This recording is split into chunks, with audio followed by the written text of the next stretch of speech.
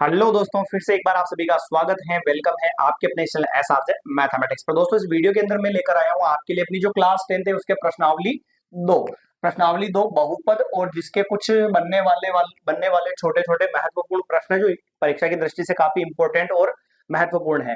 तो अगर आप पहली बार इस वीडियो को देख रहे हैं और पहली बार अपने इस चैनल पर आए हैं तो वीडियो को स्किप मत कीजिएगा और क्लास को पूरा जरूर देखिएगा। और जो पहले देख चुके हैं उन सभी को पता होगा कि एक या दो क्लास पहले आ चुकी है प्रश्नावली फर्स्ट वास्तविक संख्याओं की, जिसके भी मैंने छोटे छोटे प्रश्न काफी डाले थे, लगभग 30 प्रश्न थे। और अगर आपने उनको नहीं देखा है तो उन सभी को जाकर जरूर देखें, क्योंकि वह भी काफी इंपॉर्टेंट है और परीक्षा की दृष्टि से महत्वपूर्ण है। तो वो कहाँ पर मिलेंगे आपको बता दूं मैं, आपको मिलेंगे आपको अपने इस चैनल एस आर मैथमेटिक्स पर। करना क्या है आपको, आपको जो है हमारे इस चैनल एस आर मैथमेटिक्स के मेन पेज पर जाना है और वहां पर आपको प्लेलिस्ट के ऑप्शन पर ओके करना है। वहां पर आपको कक्षा 10 की जो सभी प्रश्नावलियों के छोटे छोटे महत्वपूर्ण प्रश्नों का एक प्लेलिस्ट मिल जाएगा, उस पर ओके कीजिएगा, आपको सारी क्लासेस वहां पर मिल जाएगी और ये भी उसके अंदर ऐड हो जाएगी। ठीक है भाई, चलिए बात करते हैं अपन कुछ छोटे प्रश्न की। तो पहला प्रश्न अपना ये लिखा हुआ है, बहुपद पी एक्स का एक शून्यक क्या होगा जहां पी एक्स बराबर 2x+1 दे रखा है। तो हमें क्या करना है, इसका शून्यक निकालना है। तो शून्यक कभी भी ऐसा सवाल आ जाए और आपको शून्यक निकालना होना है तो शून्यक कैसे निकालते हैं मैं बता दूं आपको कि जो भी लिखा हुआ ना पी एक्स उसको अपन लिखेंगे जीरो के बराबर। क्या लिखेंगे? जीरो के बराबर। तो पी एक्स को जीरो के बराबर लिखा तो जहां पर पी एक्स चल रहा है ना उसका मान क्या हो जाएगा? पूरे का जीरो। और यहां पर जीरो रखने के बाद जो है ना 2x+1 अपन क्या कर रहे हैं, शून्य का मतलब क्या होता है कि एक ऐसा वैल्यू जिसके लिए ये पूरा जो बहुपद होता है वो क्या आ जाता है? जीरो आ जाता है। तो हम क्या कर रहे हैं भाई, यहाँ पर माना कि पी एक्स जो है वो क्या हो गया? जीरो। तो पूरे पी एक्स की जगह अपन ने लिख दिया जीरो और बराबर में 2x+1। सर जी प्लस का वन इधर जाएगा तो किसका हो जाएगा? माइनस का। और बराबर में क्या बचेगा? 2 और ये बचेगा x। अब इंटू वाला दो कहाँ आ जाएगा? बटेवा में तो -1 और बटेवा में 2 और बराबर में क्या हो गया? x। तो x का मान कितना हो गया सर? माइनस का 1/2। और माइनस का 1/2 कौन सा ऑप्शन है? बी ऑप्शन है। तो ये अपना क्या हो जाएगा? सही आंसर हो जाएगा। हालांकि इनमें तो केवल ऑप्शन पता करना अपने को भी होगा कैसे, पर कैसे इसका प्रूफ होगा, कैसे इसका आंसर अपन पता करेंगे, उसके लिए तो सॉल्यूशन आपको पता होना चाहिए कि इसको अपन कैसे सोल्व करेंगे। तो कभी भी ऐसे शून्य ज्ञात करने हो तो आपको क्या करना है, पी एक्स क्यू एक्स जो भी दे रखा है उसको जीरो के बराबर मानो और यहाँ पर जो भी है उसको जीरो लिखा और बराबर में 2x+1 कर दिया। प्लस का वन इधर आ गया, किसमें हो गया? माइनस में। तो बराबर में क्या बचा? 2x। इंटू वाला 2 कहाँ चला गया भाई? बटेवा में। तो माइनस का 1/2 ये एक्स की वैल्यू हो चुकी है। तो ये माइनस का 1/2 क्या हो जाएगा? राइट आंसर हो जाएगा। चलिए बात करते हैं सेकंड प्रश्न की। बहुपद x² - 3 के शून्यक होंगे, शून्यक निकालने हैं। तो सर इसमें तो पी एक्स लिखा हुआ था, इसमें पी एक्स नहीं लिखा हुआ तो कोई दिक्कत नहीं है, अपन नॉर्मल बेसिक वे में इसको सोल्व कर लेंगे। देखिएगा कैसे। सेकंड क्वेश्चन देखिएगा, यहाँ पे लिखा हुआ है x² - 3। तो हम इसको किसके बराबर मान लेंगे?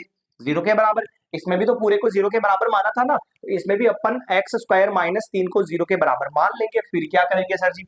तो ये लिखा अपन ने x² फिर बराबर माइनस का 3 इधर जाएगा तो किसका हो जाएगा? प्लस का। आगे प्लस लगाना जरूरी नहीं है, हमें केवल शून्य ज्ञात कीजिए। इसका मतलब वैल्यू ऑफ x केवल अब में अपने को जो है x का मान निकालना है। तो यहाँ पर x की घात कितनी चल रही है? 2 चल रही है सर। तो इस घात 2 को हटाने के लिए दोनों तरफ क्या लेते हैं? वर्गमूल यानी अंडर रूट। और कभी भी ऐसे वर्गमूल लेते हैं तो बराबर में प्लस और क्या आ जाता है?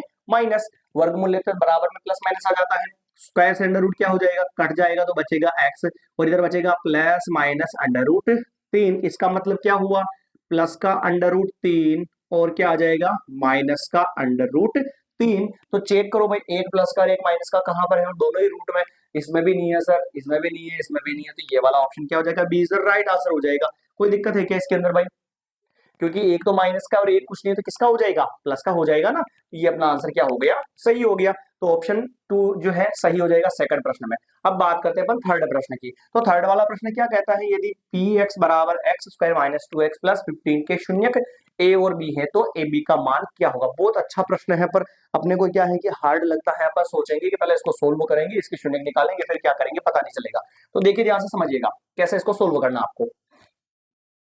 बहुत आसान प्रश्न है। ये दे रखा सवाल और के शून्यक ए और बी है। प्यारे मित्रों, अगर आपने चैप्टर नंबर 2 अगर ध्यान से पढ़ा होगा तो आप सभी को पता होगा कि उसमें शून्यक क्या होते हैं? अल्फा और बीटा। इसमें शून्यक अल्फा की जगह तो दे रखा है ए और बीटा की जगह क्या दे रखा है? बी दे रखा। समझना ध्यान से, है ना। अल्फा की जगह ए दे रखा शून्यक और बीटा की जगह बी दे रखा है। यहाँ पे पूछा ए बी, ए बी का मतलब इन दोनों का गुणा, इधर इन दोनों का गुणा क्या होगा, अल्फा बीटा। तो यानी कि ए बी का गुणा मतलब पहला शून्यक और दूसरा शून्यक, इन दोनों शून्यकों का क्या पूछ रहा है सवाल, गुणा पूछ रहा है। और गुणा यानी अल्फा बीटा बराबर फॉर्मूला क्या होता है सर जी, सी बटेवा ए। अब ये कहां से आएगा, तो आप सभी को पता होगा कि द्विघात समीकरण का व्यापक रूप ये होता है, जहां पर एच संख्या लास्ट में कितना है बेटा, 15। तो ये लिखा 15 और बटे हम ए आगे कुछ नहीं है और कुछ नहीं है, मतलब क्या मानेंगे 1। तो 15 में 1 का भाग लगाए तो कितना आ जाएगा, 15 आ जाएगा।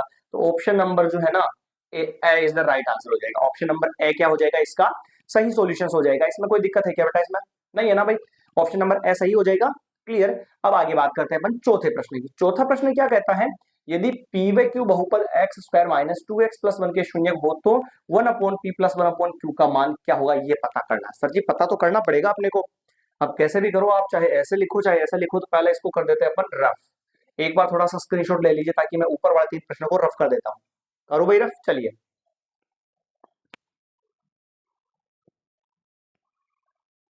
सब छोटे छोटे प्रश्न हैं और अच्छे प्रश्न हैं, परीक्षा की दृष्टि से काफी महत्वपूर्ण है, तो आप इनको हल्के में न लें और वीडियो को पूरा जरूर देखें और लिखते भी चले साथ के साथ, ताकि आपको बाद में वापस जब भी पढ़ना हो तो आपको क्लास इधर उधर सर्च करने की जरूरत नहीं पड़े, आपका टाइम जो है डबल वेस्ट ना हो, इसके लिए आप लिखते चले साथ के साथ, ठीक है ना। चलिए, तो प्रश्न ने कहा कि 1/p और 1/q प्लस में, और p और q जो है ना इस बहुपद के क्या है, शून्यक है। p और q इस बहुपद के क्या है, शून्यक है। और शून्यक है बेटा, तो यहां पर चेक करो, जैसे 1/p प्लस 1/q का मान निकालना है। अल्फा और बीटा की जगह क्या चल रहा है, p, और क्या चल रहा है, q चल रहा है। इतना सा दिमाग में बिठा के रखना। Very good, nice. आगे बात करें फिर, चलिए। अगर अपन हम यहाँ पे बटे वाली संख्या का क्या लेंगे, एलसीएम, तो ऐसी संख्याओं का एलसीएम लेने के नीचे वाले को तो गुणा करवा के लिख दो, तो क्या हो जाएगा, पी क्यू। नीचे वाले का तो गुणा हो जाएगा पी क्यू, फिर क्रॉस गुणा कराएंगे, क्यू गुणा होगा 1 से तो क्या आ जाएगा क्यू, फिर प्लस इधर पी गुणा होगा 1 से तो क्या हो जाएगा पी। तो मेरे को यूं बताओ, क्यू प्लस पी को मैं क्या लिख सकता हूँ, पी प्लस क्यू, और इधर क्या लिख सकता हूँ मैं, पी क्यू। यहां तक कोई दिक्कत है क्या बेटा, इसका मान पूछा तो मैंने इसको थोड़ा सा सिंप्लीफाई करने के लिए क्या कर दिया कि बटेवा में जो है इनका एलसीएम ले लिया, ऐसा लिखा q प्लस पी को p प्लस क्यू लिख दिया। अब मेरे को यूं बताओ, अल्फा की जगह b है और बीटा की, सॉरी अल्फा की जगह तो p है और बीटा की जगह q है, तो अल्फा प्लस बीटा क्या बनेगा, p प्लस क्यू, यानी ये तो शून्यकों का क्या हो गया, योगफल, और p q क्या हो गया, शून्यकों का गुणा, क्योंकि अल्फा की जगह p और बीटा की जगह क्या है, q है, तो यानी अल्फा प्लस बीटा ऐसे, तो माइनस बी बटेवा ए, तो माइनस का तो माइनस बी, बी का मान कितना है, बी का मान द्विघात समीकरण का व्यापक रूप ये था ना भाई, a x square plus b x plus c बराबर 0। तो माइनस और बी, एक्स के गुणा में भी, एक्स के गुणा में क्या है, माइनस का 2 है बेटा, तो ये कोष्टक में माइनस का 2, फिर बटेवा में ए एक्स स्क्वायर के गुणा में कुछ नहीं है तो अपन क्या मानेंगे, एक माइनस इंटू माइनस प्लस, और 2 में एक का भाग लगाया 2, और फिर पी क्यू यानी अल्फा बीटा शून्यकों का गुणा पूछा, तो गुणा क्या होता है, सी बटेवा ए, सी यानी कि एच संख्या कितनी है, एक है सर, और बटेवा में ए का मान कितना है, एक है, तो बटेवा में एक, एक बटेवा एक क्या होगा, एक होगा। तो यहाँ पे चेक करो सर जी, पी प्लस क्यू, पी तो है अल्फा शून्यक और क्यू है बीटा शून्यक, तो शून्यकों का योगफल देखो, शून्यकों का योगफल निकाला तो कितना आया सर, 2 आया, और बटेवा में शून्यकों का गुणा कितना आया, 1, तो 2 में 1 का भाग दोगे आप तो कितना आंसर हो जाएगा, 2, यानी कि B option is the right answer हो जाएगा। कोई दिक्कत नहीं है भाई, क्लियर है सवाल तीसरा चौथा भी, ठीक है। अब बात करते हैं अपन इसके अगले चौथे प्रश्न की। एक n घात वाले बहुपद के शून्यकों की संख्या कितनी होगी, तो हमेशा याद रखिएगा बेटा, जिस बहुपद की जितनी घात होती है, जिस बहुपद की जितनी घात होती है उसके अधिकतम शून्यक भी उतने ही होंगे, उतने ही क्या होंगे, शून्यक होंगे। जिस बहुपद की जितनी घात होगी उसके अधिकतम शून्यकों की संख्या भी वही होगी, यानी कि बहुपद की घात कितनी है, n घात, तो इसके शून्यकों की संख्या भी कितनी होगी, n हो जाएगी, यानी ऑप्शन नंबर सही इज द राइट आंसर हो जाएगा। क्लियर, ये आया ना समझ में। बात करें अपन छठे प्रश्न की, तो यदि बहुपद 2x square plus x plus के का एक शून्यक 3 हो तो के का मान क्या होगा। चलिए इसको भी अभी पोस्टमार्टम इसका कर देते हैं अपन, देखेगा ध्यान से। सवाल ये था 2x²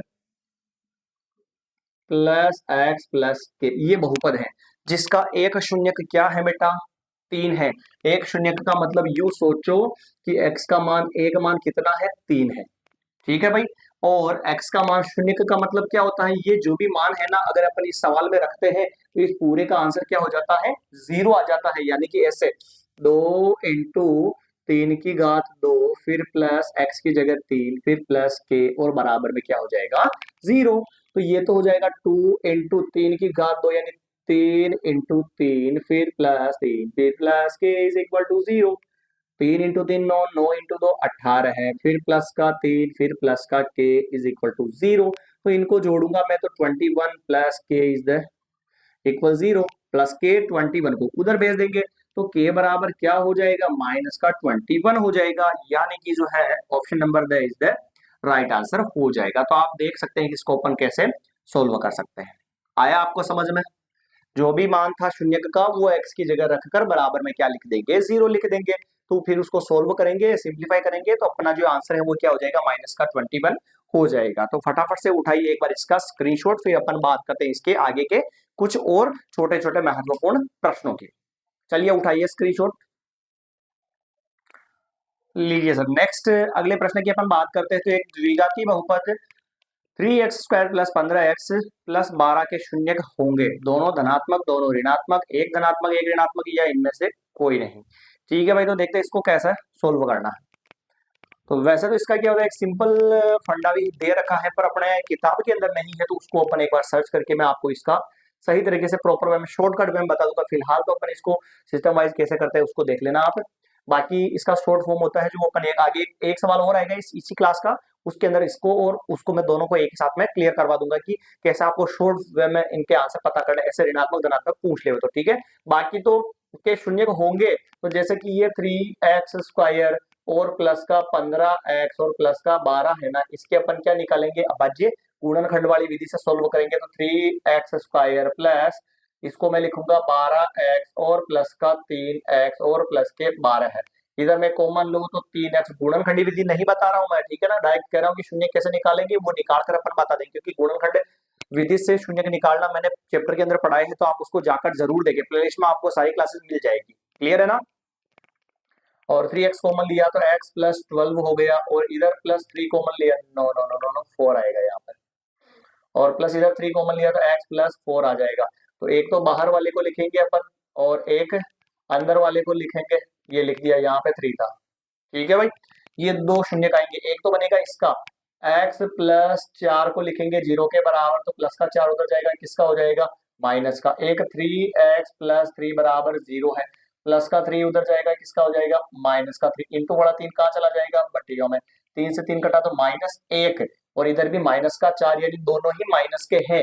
तो क्या हो जाएगा, option number B is the right answer हो जाएगा, यानी दोनों ही शून्य के क्या होंगे, ऋणात्मक होंगे। आप ऐसे अभाज्य गुणनखंड विधि से सॉल्व करो और फिर पता कर लो कि दोनों कैसे क्या होंगे। ये अपना प्रॉपर वे में जो सॉल्यूशन किताब में दे रखा वो बताया मैंने, ठीक है ना। बाकी इसका एक शॉर्ट फॉर्म होता है, वो नेक्स्ट क्लास के अंदर एक प्रश्न और आएगा ऐसा, उन दोनों के साथ में मैं इसको करवा दूंगा। क्लियर? चलिए अब नेक्स्ट अगले प्रश्न की अपन बात करें बेटा। तो बहुपद px बराबर ax² plus bx plus c में शून्य को होंगे, यानी शून्यकों की संख्या पूछ रही है। एक बहुपद अपने को दे रखा है और इसमें शून्यकों की संख्या पूछ रहा है कि शून्यकों की संख्या 1 होगी क्या बेटा, 3 होगी क्या, 2 होगी, इनमें से कोई नहीं। ठीक है, तो अब अपन यहाँ पे क्या करेंगे, देखना यहाँ पे जो बहुपद लिखा हुआ है ना, px is equal to ax² plus bx plus c is equal to जो भी है, इसमें शून्य होंगे। शून्यकों की संख्या पता करनी है, शून्यकों की संख्या पता करनी है। तो यहाँ पर मैंने बताया उस किसी भी बहुपद को अपन देखे और उसकी घात कितनी है उसको चेक कर लो, आप पता चल जाएगा उसके शून्यकों की अधिकतम संख्या कितनी हो सकती है। तो यहाँ पर इस x की जो घात है वो कितनी है, ज्यादा 2 है, इसकी घात 2 है, यानी कि इसका जो अधिकतम शून्य हो सकते हैं वो कितने हो जाएंगे, 2 हो जाएंगे। क्लियर भाई? तो इस बहुपद के शून्य कितने होंगे, 2। क्यों? क्योंकि यहाँ पर बहुपद की घात कितनी है, 2 है। बहुपद की घात 2 है तो बहुपद के शून्यकों की संख्या भी कितनी हो जाएगी, 2 हो जाएगी। क्लियर? चलिए, एक आलेख की आकृति पर वलयाकार है, यह किस बहुपद को प्रदर्शित करेगा? तो ये भी मैंने आपको बताया था जब दूसरा चैप्टर चालू हुआ तब उसके बेसिक पार्ट में लिखवाया था कि द्विघात बहुपद जो होता है उसकी आकृति कैसी होती है, परवलयाकार होती है, परवलयाकार होती है, परवलयाकार यानी यू के आकार की होती है। Is that clear? तो बहुपद द्विघात जो बहुपद होता है उसकी आकृति कैसी होती है? परवलयाकार होती है। ठीक भाई, चलिए व्यंजक x माइनस 3 बहुपद पी एक्स बराबर x square plus x x cube plus x square minus 17x plus 15 का एक गुणनखंड होगा यदि P3 बराबर 10 होगा, P प्लस 3 बराबर 0 होगा, P माइनस 3 बराबर माइनस 3 होगा और P माइनस 3 बराबर क्या होगा? 3 होगा। तो सिंपल सा फंडा कि यहाँ पे चेक करो, इसने कहा कि ये इसका क्या है बेटा? एक गुणनखंड। और आप सभी प्यारे मित्रों को पता होगा कि क्लास 9 में भी अपन ने पढ़े थे कि सर गुणनखंड होने पर शेषफल क्या आता है? लास्ट में 0। गुणनखंड होने पर आंसर कितना आता है? 0। तो सबसे पहले तो चेक कर लो कि 0 कौन कौन से सवाल में है। इसमें नहीं है सर जी, इसमें है। और कहीं है क्या? चेक करो, इसमें भी नहीं है सर जी, इसमें भी नहीं है। तो आंसर हो जाएगा P प्लस 3 बराबर क्या हो जाएगा? 0 हो जाएगा। दूसरा चेक करने की जरूरत भी आपको नहीं है, गुणनखंड है तो बराबर में 0 वाला आंसर टिक लगा दो। क्लियर? सर अगर 2 सवालों में 0 होता तो फिर क्या करते? ये हुई ना दिमाग वाली बात कि अगर 2 सवालों में 0 होता तो फिर इसको चेक करते कि लिखा हुआ सर x माइनस 3 बराबर 0, तो माइनस का 3 उधर जाएगा तो किसका हो जाएगा? प्लस का 3। तो प्लस के 3 पे क्या आ गया? 0। आया भाई समझ में? तो ये आप थोड़ा सा ध्यान रखिएगा, गुणनखंड आ जावे तो आपको उसको क्या करना है? 0 आंसर वाला टिक कर देना है। और फिर भी सेम मिल जावे 2 0 तो आप देख लेना, उसको 0 के बराबर रखे और ट्राई कर लेना। क्लियर? चलिए आगे बढ़ते हैं। फिर यदि बहुपद 2x square plus ax plus b बराबर 0 के शून्य एक दूसरे के व्युत्क्रम है तो b का मान क्या होगा? अब ये थोड़ा मजेदार सवाल है, तो इसके लिए अपन सबसे पहले इसको क्या कर देते हैं? एक बार रफ कर देते हैं, फिर आगे इसको सोल्व करेंगे अपन। देखिएगा ध्यान से, प्रॉपर वे में साथ का साथ उतारते रहिएगा ताकि आपको कोई दुविधा न हो नेक्स्ट टाइम पढ़ने के लिए। और प्यारे मित्रों, अगर आपको गणित पूरी पढ़नी है तो भी अपने इस चैनल पर अवेलेबल है, तो आप जो है चैनल पर जाइए और उसके प्लेलिस्ट के ऑप्शन पर ओके कीजिए। और वहां पर जाने के बाद आप प्लेलिस्ट पर ऑप्शन पर ओके करने के बाद आपको जो है अपनी जो है क्लास 10 गणित की सभी प्रश्नावलियां 2025-26 के नाम से आपको प्लेलिस्ट मिल जाएगी, उस पर ओके कीजिएगा। आपको जितनी भी क्लासेस हो चुकी है, आई थिंक शायद अभी लगभग 11 प्रश्नावलियां हो चुकी हैं, तो उन सभी की आपको एक ही प्लेलिस्ट में सारी क्लासेस मिल जाएगी। उन सभी को जाकर जरूर देखिए भाई, बिना फालतू में फ्री फोकट में मिल रहा है तो एक बार समझे जरूर। हाँ, फ्री फोकट में मिल रहा है इसका मतलब ये है नहीं कि सारा का बड़ा इकट्ठा कर ले, पर आपको अगर समझ में आ रहा है और आपके लिए हेल्पफुल है तो आप उसको देखें। अगर पढ़ना है तो अच्छी मैटर को पढ़े, और बिल्कुल फ्री ऑफ कॉस्ट है दोस्तों, तो आप उसको जाकर जरूर देखें और अपने मित्रों को भी शेयर कीजिएगा। ये छोटे छोटे प्रश्नों की क्लासेस है, ये भी शेयर कीजिएगा और बड़े जो है उनको भी शेयर कीजिएगा। बहुत आनंद आने वाला है, यकीन मानिए आपको, और बहुत काफी इंपॉर्टेंट है और काम आने वाली चीजें हैं। ठीक है भाई, चलिए यदि बहुपद ये दे रखा है और शून्य एक दूसरे के क्या है? व्युत्क्रम है। एक दूसरे का व्युत्क्रम का मतलब क्या होगा? पहला जो भी शून्य मानेगा ना, दूसरा उसका क्या उल्टा जाएगा? उल्टा हो जाएगा। कैसे? कि माना कि पहला शून्य जैसे मान लेते हैं अल्फा, तो दूसरा शून्य होगा 1/अल्फा। आया क्या समझ में? पहला शून्य अल्फा होगा तो दूसरा क्या होगा? 1/अल्फा। सर जी ऐसा कैसे हुआ? ऐसा इसलिए हुआ क्योंकि प्रश्न ने कहा कि एक दूसरे के व्युत्क्रम, तो पहला शून्य का अल्फा तो दूसरा उसका व्युत्क्रम यानी उल्टा कर लो। तो इसके बटेवा में कुछ नहीं था, तो एक माना तो एक तो गया ऊपर और अल्फा कहाँ आ गया? नीचे। तो पहला शून्य तो ये हो गया और दूसरा शून्य क्या हो गया? ये हो गया। आया समझ में? अब प्रश्न क्या कहता है? तो b का मान ज्ञात कीजिए। तो मेरे को यूं बताओ कि शून्यकों का गुणनफल अल्फा बीटा बराबर c बटेवा a, ये होता कि नहीं होता है सर? सर जी होता है बिल्कुल। अल्फा यानी पहला शून्य क्या है? अल्फा, बीच में कुछ नहीं है तो इनटू, और बीटा यानी दूसरा शून्य क्या है? 1/अल्फा, फिर बराबर c। c ऐसे चेक करते हैं बेटा जी, ax square plus bx plus c is equal to 0। एच संख्या c, एच संख्या इसमें कितनी है? b, तो ये b और बटेवा में a। एक्स स्क्वायर के गुणा में क्या होता है? a, तो इधर एक्स स्क्वायर के गुणा में कितना है?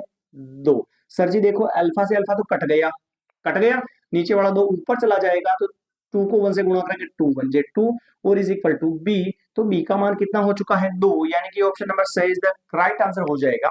आया समझ में?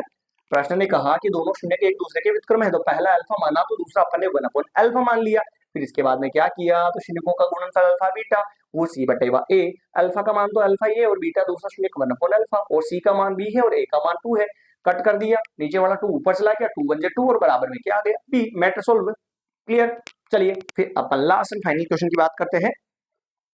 प्रश्न नंबर 12। 12वें को पढ़िएगा एक बार अच्छे से। 12वां प्रश्न क्या कहता है? 12वां प्रश्न देखिएगा। 12वां प्रश्न ये है कि एक द्विघातीय बहुपद जिसके शून्य क्या है? 3 और 4, तो वह द्विघात बहुपद पता करना है। तो शॉर्ट फॉर्म वे में द्विघात बहुपद ज्ञात करने का फॉर्मूला जो है ये होता है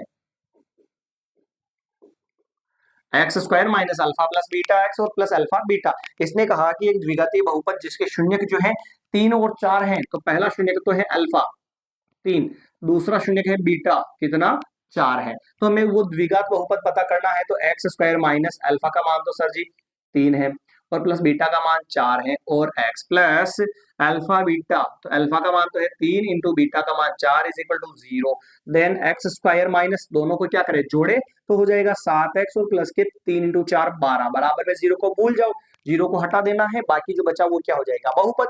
तो x square minus 7x plus 12 यानी option number A is the right answer हो जाएगा। कोई दिक्कत है क्या इसके अंदर? बस फॉर्मूले बेसिस है जो आपको थोड़ा सा दिमाग रखना है, आपको सारा मैटर जो एकदम बिल्कुल क्लियर हो जाएगा, पर थोड़ा सा समझना तो पड़ेगा और उसको अच्छे से देखना भी पड़ेगा क्लास को आपको। ठीक है भाई, चलिए। तो ये अपने इस क्लास के अंदर जो है लगभग आई थिंक 12 प्रश्न हो चुके हैं छोटे छोटे, और आपने थोड़ा ध्यान से देखा होगा तो आपको समझ में भी आएगा। थोड़ी सी स्पीड बढ़ानी पड़ेगी दोस्तों, स्पीड बूस्ट करनी पड़ेगी ताकि आपका जो है सारा कंटेंट आपको समय पे मिल जाए, क्योंकि 1 महीने के बाद एग्जाम है तो रिवीजन भी करवाना है और मोस्ट इंपोर्टेंट क्वेश्चन की क्लासेस भी डालनी है, छोटे छोटे प्रश्नों की क्लासेस भी डालनी है। और आपकी कोई दुविधा हो तो आप कमेंट कर दीजिए, वो भी आपके लिए अवेलेबल हो जाएगी सॉल्यूशन के तौर पर। ठीक है भाई, चलिए आगे अपन 1-2 प्रश्न और छोटे छोटे हैं, तो उन सभी छोटे छोटे प्रश्नों को अपन सोल्व करने का प्रयास यहाँ पर करते हैं। तो 12 प्रश्न अपने हो चुके हैं, आई थिंक 15 तो होने ही चाहिए एक क्लास के अंदर, तभी मजा आएगा। फिर अगली क्लास में 15, तो 15 और 15 हो जाएंगे अपने 30 प्रश्न। पिछली क्लास के अंदर भी लगभग अपन ने 30 प्रश्न छोटे छोटे जो महत्वपूर्ण इंपॉर्टेंट है वो अपन ने सोल्व किए थे। अगर नहीं देखे तो सभी को जाकर आप जरूर देखें, देखोगे तभी आपको समझ में आएगा अच्छे से। और अगर आपको चैप्टर भी पढ़ना है तो प्लेलिस्ट दे रखी है, उस पर जाइए और अच्छे से रीड कीजिए और समझिए, और जो नहीं आई वो उसका कमेंट कीजिए और शेयर कीजिए दूसरों को भी, ताकि वो भी आनंद ले और आप भी आनंद लो। चलिए प्रश्न नंबर अपन बात करते हैं 13 की। 13वां प्रश्न देखिएगा क्या कहता है। 13वां प्रश्न ये है कि बहुपद एक्स स्क्वायर माइनस 6x में शून्यकों का गुणनफल होगा। बहुपद एक्स स्क्वायर माइनस 6x में शून्यकों का में शून्यकों का गुणनफल होगा। शून्यकों का गुणनफल क्या होगा ये हमें पता करना है। इसके 4 ऑप्शन हमारे पास दे रखे हैं भाई, 0 1 3 6, 0 1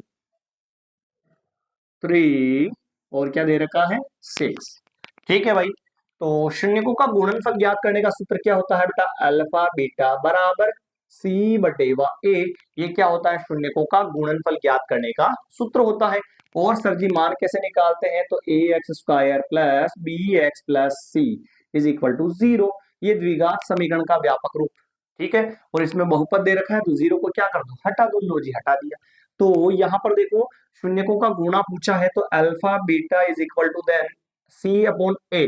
सी सी क्या होता है, एचर संख्या। यहाँ पे एक्स स्क्वायर का पद भी है, एक्स का पद भी है, पर एचर संख्या है क्या यहाँ पे, नहीं है सर। और जो नहीं है उसका मान क्या लिखोगे आप, 0 लिखोगे। ठीक है भाई, और फिर बटेवा में क्या चल रहा है, ए एक्स स्क्वायर के गुणा में ए, एक्स स्क्वायर के गुणा में कुछ नहीं, एक माना तो सर जी एक। तो ये alpha beta is equal to 0 में किसी भी संख्या का भाग दो 0, यानी शून्यकों का जो गुणनफल हो जाएगा वो क्या हो जाएगा, 0 हो जाएगा। आया समझ में? चलिए बात करते हैं अपन क्वेश्चन नंबर 14 की। क्वेश्चन नंबर 14 क्या कहता है देखिएगा,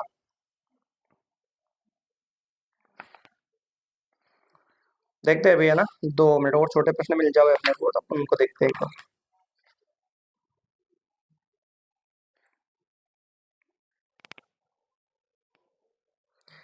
एक बहुपद पी एक्स के शून्य उन बिंदुओं के एक्स एक्स निर्देशांक होते हैं, ये भी देखना पड़ेगा।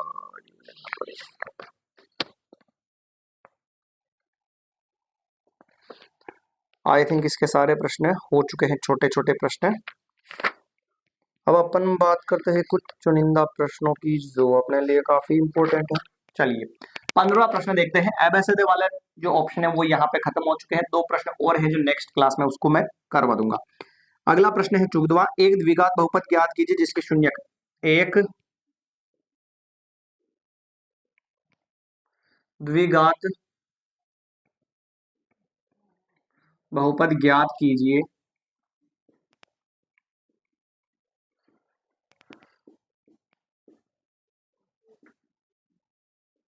जिसके शून्य 5 व 8 है। एक द्विघात बहुपद ज्ञात कीजिए जिसके शून्य क्या है, 5 व 8 है। तो एक फॉर्मूला होता है, पहला शून्य क्या दे रखे हैं, 5 और 8। तो पहले को तो मान लू मैं 5 और दूसरे को क्या मान लू मैं 8। अल्फा तो हो गया 5 और बीटा क्या हो गया 8। ठीक है भाई, चलिए तो फॉर्मूला होता है x square minus alpha plus beta x plus alpha beta is equal to 0। ठीक है, समीकरण कह देवे तो बराबर में 0 लिखो, और मैं कहता तो कोई दिक्कत नहीं, फिर अपन अलग कर लेंगे उसको, ऐसा लिख दो आप चलेगा। X square minus alpha plus beta, alpha का मान 5 फिर प्लस बीटा का मान कितना है 8, और एक्स का x plus alpha into beta, alpha का मान 5 इंटू बीटा का मान 8 बराबर में 0। तो ये हो जाएगा एक्स स्क्वायर माइनस 8 5 13, एक्स का एक्स और प्लस 5 8 40 बराबर में 0। तो यानी द्विघात बहुपद जो होगा बेटा जी वो हो जाएगा बहुपद बराबर एक्स स्क्वायर माइनस 13 एक्स और प्लस का 40 बराबर में 0 जो होगा उसको अपन क्या कर देंगे, हटा देंगे। तो ये हो गया बहुपद। कंफ्यूज ना होना है भाई आपको कि सर उसमें तो किताब में अल्फा प्लस बीटा माना था, वो शून्यकों का योग और गुणा था, इसमें शून्यक दे रखे हैं तो पहले को अल्फा और दूसरे को बीटा मान लिया अपन ने। ठीक है सर जी।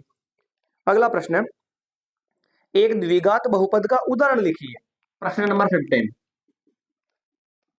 एक द्विघात बहुपद का उदाहरण लिखिए। एक द्विघात बहुपद का उदाहरण लिखिए, तो कोई सा भी एक बहुपद लिख देते हैं जिसकी घात कितनी हो, 2 हो। तो ये लिखा मैंने x की घात 2 प्लस 2x प्लस 1, ये हो गया सर जी द्विघात बहुपद x square plus 2x plus 1। आप चाहो तो एक्स स्क्वायर माइनस 2x और प्लस 1 भी लिख सकते हो, आप चाहो तो x square minus 2x minus 1 भी लिख सकते हो। बहुत सारे एग्जाम्पल है जिसकी घात कितनी होनी चाहिए, प्रॉपर वे में 2 होनी चाहिए। ठीक है भाई सर जी, ये भी हो गया। चलिए एक और बात करते हैं। प्रश्न ने कहा कि ये प्रश्न जो है अपना हो गया 15, ये 16 यहीं पर ऐड कर देता हूं, फिर अपन आज की क्लास को यहीं पर विराम देने वाले हैं। एक द्विघात बहुपद के आलेख की आकृति किस प्रकार की प्राप्त होती है। एक द्विघात बहुपद, लो जी उल्टा हो गया। एक द्विघात बहुपद की आकृति, एक द्विघात बहुपद है ना, द्विघात बहुपद समझ लेना, ये दे रखा है a x square plus b x plus c, ये लिखा हुआ है ना। और आलेख की आकृति किस प्रकार की प्राप्त होती है, किस प्रकार की प्राप्त होती है। एक द्विघात बहुपद a x square plus b x plus c की जो है आकृति किस प्रकार प्राप्त होती है। तो लो जी बेटा, अभी पिछले सवाल में बताया था, द्विघात बहुपद a x square plus b x plus c की जो आकृति है वो क्या होती है, परवलयाकार। क्या होती है, परवलयाकार, यानी कि यू के आकार की। तो मैटर जो है यहीं पर अपना सोल्व हो जाता है। अब बाकी के जो सवाल हैं वो अपन अगली क्लास के अंदर सोल्व करने वाले हैं और अगली क्लास के अंदर उनको अपन समझेंगे। आई होप जो 16 प्रश्न अपन ने किए वो आपके लिए हेल्पफुल हो, और कोशिश रहेगी कि आपको अच्छे से अच्छे मैं समझा सकूं और अच्छे से अच्छे सवाल आपके लिए उपलब्ध करा सकूं। तो आपका भी हक बनता है कि अगर आपने क्लास को पूरा देखा है और आपने अच्छे से समझा है तो प्लीज वीडियो को लाइक कमेंट शेयर कीजिएगा और चैनल को सब्सक्राइब कर दीजिएगा। ठीक है ना भाई, तो सबसे पहले ये काम जरूर कर देना आपको, क्लियर। और उसके बाद में पुरानी क्लासेस देखनी है तो पहले भी मैंने बताया है, उन सभी को जाकर जरूर देखें बेटा, आनंद के साथ पढ़े। 1 महीना है, पढ़ो पढ़ो पढ़ो पढ़ो और उसके बाद में छोड़ दो बस, ठीक है। और छुट्टियों में आनंद ले। और जो पढ़ने वाले हैं ये उनके लिए है जिनको पढ़ने में जोर आता है, उनको कह रहा हूं मैं कि छुट्टियों में 1 महीना पाए, अभी जो 1 महीना पढ़ा है ना छुट्टियों से पहले, उसको अच्छे से पढ़ो, एग्जाम दो, छुट्टी के बाद मस्त आनंद और मस्त रहो। ठीक है।